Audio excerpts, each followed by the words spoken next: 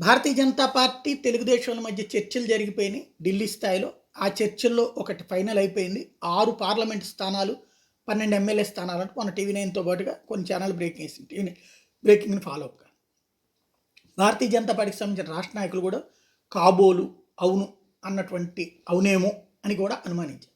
తీరా చూస్తే వీళ్ళందరూ ఢిల్లీలో పెద్దలతో మాట్లాడారు. కొంతమంది ఢిల్లీ వెళ్ళి కలుసుకున్నారు. ఏంటంటే ఇట్లాంటప్పుడు మన వాళ్ళని కూడా పిలిస్తే బాగుండు. అసలు ఎవడొచ్చాడయ్యా మా దగ్గరికి, ఎవరిని కలిసామయ్యా మేము, ఇదంతా మీ దగ్గర ప్రచారం జరిగితే దానికి మేమేట సమాధానం చెప్తాం. మేమైతే ఏ చర్చలు జరపలేదు. తెలుగుదేశంతో బీజేపీ అధిష్టానం ఈ రోజు వరకు ఎలాంటి చర్చలు జరపలేదు. ఇది బీజేపీ అధిష్టానం తేల్చెప్పింది. అంటే ఇదంతా ప్రచారం జరుగుతున్నటువంటి పొత్తు ఖరారైపోయింది అన్నటువంటి కాన్సెప్ట్.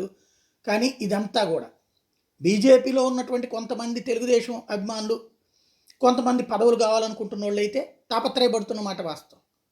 వాళ్ళ దాన్ని బేస్ చేసుకుని, లేదా వాళ్ళు ఎవరన్నా లీకులు ఇస్తే వీళ్ళు రాశారు, లేకపోతే వీళ్ళే ఊహాజనితంగా రాశారా, బీజేపీని ఇండివిజువల్గా ఎదగనీయకుండా రాశారా అన్నటువంటిది చూడాల్సి ఉంది.